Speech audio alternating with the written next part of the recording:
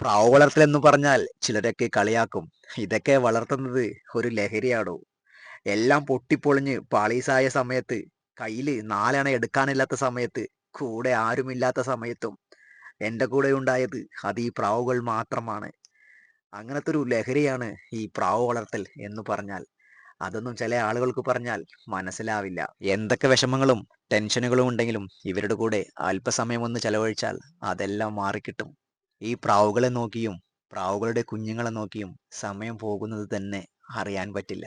പ്രാവുകളെ വളർത്താൻ തുടങ്ങിയിട്ട് കുറച്ച് വർഷങ്ങളായെങ്കിലും ഇന്നും എനിക്ക് ഇവരെ പിരിഞ്ഞിരിക്കാൻ സാധിക്കത്തില്ല. സാഹചര്യം കൊണ്ട് പ്രാവ് വളർത്തി മതിയാക്കിയവരോട് ചോദിക്കണം ഇതിന്റെ യഥാർത്ഥ ലഹരി എന്താണെന്ന്. ഒരു ചെറുപുഞ്ചിരിയോടെ അവർ പ്രാവുകളെക്കുറിച്ച് പറഞ്ഞു തുടങ്ങിയാൽ കേട്ടിരിക്കുന്ന ആളുകൾക്ക് പോലും ആ കുഞ്ഞ് ഹൃദയം തുടിക്കുന്നത് കേൾക്കാൻ പറ്റും. അതാണ് നമ്മൾ ഓരോരുത്തരും ഓമനിച്ചു വളർത്തിയ പ്രാവുകൾ.